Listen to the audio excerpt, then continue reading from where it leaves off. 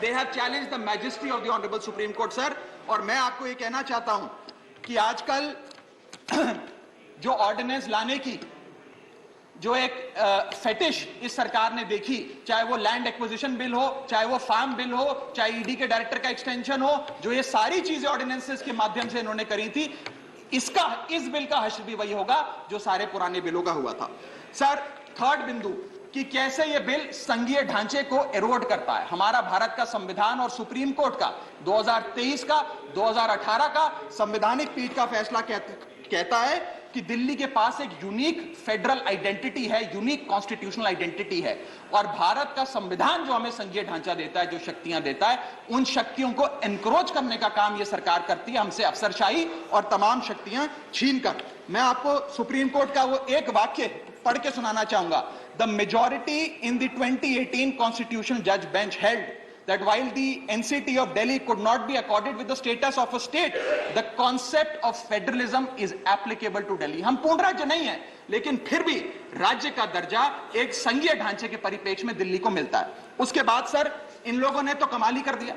आज बिना संवैधानिक संशोधन लाए संविधान को बदल दिया, मात्र एक एक्ट ऑफ पार्लियामेंट से, जो आज तक शायद भारत के इतिहास में कभी नहीं हुआ।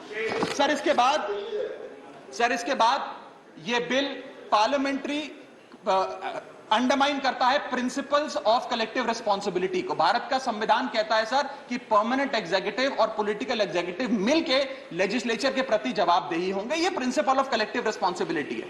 इसमें से परमानेंट एग्जीक्यूटिव यानी कि अफसरशाही को छीनकर ये पूरी तरीके से कलेक्टिव रिस्पांसिबिलिटी का प्रिंसिपल जिसपे सरकारें चलती हैं देश में, उसे ध्वस्त करता है।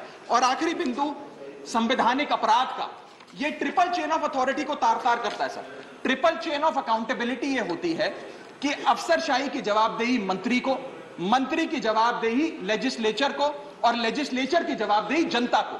इसमें से अगर आप अफसरशाही हटा देते हो तो फिर जवाबदेही की जो ये ट्रिपल चेन ऑफ अकाउंटेबिलिटी है ध्वस्त हो जाती है। तो ये काम करके संवैधानिक अपराध एक प्रकार से सरकार ने किया है। सर, मेरा आखिरी भाग, ये कैसे एक एडमिनिस्ट्रेटिव हाराकिरी, एक एडमिनिस्ट्रेटिव गतिरोध पैदा करता है। ये कहता है सिर्फ उपराज्यपाल ही ट्रांसफर पोस्टिंग करेंगे एक समिति के माध्यम से, यानी कि अफसर अब मुख्यमंत्री के नहीं सुनेगा, मंत्रियों की नहीं सुनेगा। अगर अब दिल्ली में किसी के घर में बिजली नहीं आ रही, पानी नहीं आ रहा, किसी के बच्चे का स्कूल में दाखिला नहीं हो रहा, तो वो उपराज्यपाल के पास जाएगा, अपने मंत्री मुख्यमंत्री के पास नहीं जाएगा। क्या लोग जानते हैं उपराज्यपाल कहां रहता है? उपराज्यपाल कौन सी विधानसभा से चुनाव लड़ा, उपराज्यपाल ने कौन सा चुनाव जीता? लेकिन सारी शक्तियां एक चुनी हुई सरकार से निकालकर उपराज्यपाल को देता है। ये आगे कहता है सर ये बिल कि हम एलजी को सोल डिस्क्रिशन देते हैं, स्वयं के विवेक से फैसले लेने की तमाम शक्तियां। आज तक उपराज्यपाल और गवर्नर काउंसिल ऑफ मिनिस्टर्स की एड एंड एडवाइस से बाध्य थे, लेकिन यह बिल उपराज्यपाल को सुपरसीडिंग पावर देता है। आगे सर, यह बिल जितने भी ब्यूरोक्रेट्स हैं उन्हें एक जुडिशियल अथॉरिटी बना देता है। यह कहता है अफसरशाही तय करेगी कि मंत्री का फैसला सही है कि मंत्री का फैसला गलत है, और अगर अफसर को मंत्री का कोई फैसला पसंद नहीं आया तो अफसर मंत्री का फैसला लागू करने से मना कर सकते हैं। और सर, यह बिल अथॉरिटी, कमीशंस और कॉरपोरेशंस बनाने की, तमाम गठन करने की, नियुक्ति करने की शक्तियां सारी की सारी केंद्र सरकार को दे देता है, यानी कि सरकार की चाबी एक प्रकार से केंद्र सरकार को हाथ में पकड़ा देता है। सर, माननीय गृह मंत्री जी ने कहा था कि आम आदमी पार्टी एक सुपारी सी जितनी पार्टी है, एक सुपारी जितनी छोटी सी पार्टी है। सर, ये वो सुपारी जितनी पार्टी है जो आजाद भारत के इतिहास का फास्टेस्ट ग्रोइंग पॉलिटिकल स्टार्टअप कहलाती है। ये वो सुपारी जितनी पार्टी है जिसने 3 बार भाजपा को दिल्ली में हराया और 2 बार 2015 और 20 में आजाद भारत के इतिहास की सबसे बड़ी जनादेश की सरकार बनाई। ये वो सुपारी जितनी पार्टी है जिसने पंजाब में भाजपा को लगभग शून्य पर लाकर खड़ा कर दिया। ये वो सुपारी जितनी पार्टी है जो 10 साल में राष्ट्रीय पार्टी बनी। ये वो सुपारी जितनी पार्टी है जिसके 161 विधायक और 11 सांसद है, और ये वो सुपारी जितनी पार्टी है जिसका काम देखने के लिए first lady of United states of America और यूनाइटेड जनरल के पूर्व प्रमुख बान की मून आते हैं। सर, मैं आज अपने साथी जो आंध्र प्रदेश और उड़ीसा की सरकार चलाते हैं उन्हें कहना चाहूंगा, आपकी जरूर कुछ मजबूरियां रही होंगी जिसके चलते आपने ये फैसला लिया इस सरकार के इस बिल का समर्थन करने में।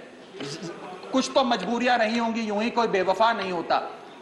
लेकिन मैं आपको कहना चाहता हूं कि आग जब लगेगी तो बहुत दूर तक जाएगी। राहत इंदौरी साहब का एक बड़ा महत्वपूर्ण शेर है, अगर खिलाफ है होने दो, जान थोड़ी है, ये सब धुआं है, आसमान थोड़ी है, लगेगी आग तो आएंगे कई घर जद में, यहां सिर्फ हमारा मकान थोड़ी है। लेकिन जब आपके घर में आग लगेगी, आम आदमी पार्टी आपके साथ खड़ी होगी, मैं आपको विश्वास दिलाता हूं। और सर, मैंने अपनी बात शुरू करी थी महाभारत के एक अंश से, मैं समाप्त भी महाभारत के एक अंश से करूंगा सर। बीच कुरुक्षेत्र के मैदान में जब युद्ध प्रारंभ होने वाला था, तो युधिष्ठिर ने शंखनाद करने से पहले एक घोषणा करी और कहा कि यह धर्म की लड़ाई है। मेरी सेना में खड़े मेरे पीछे जितने योद्धा हैं, अगर उन्हें लगता है कि धर्म मेरे साथ नहीं कौरवों के साथ है, तो मेरी सेना छोड़कर सामने वाली मेरे दुश्मन की सेना में जाकर खड़े हो जाएं, उनकी ओर से युद्ध करें। और अगर कौरव सेना में कोई योद्धा है जिसे लगता है कि धर्म युधिष्ठिर के साथ है, पांडवों के साथ है, तो आप कौरवों की सेना छोड़कर मेरी सेना में आइए, मैं बाहें फैलाकर आपका स्वागत करूंगा।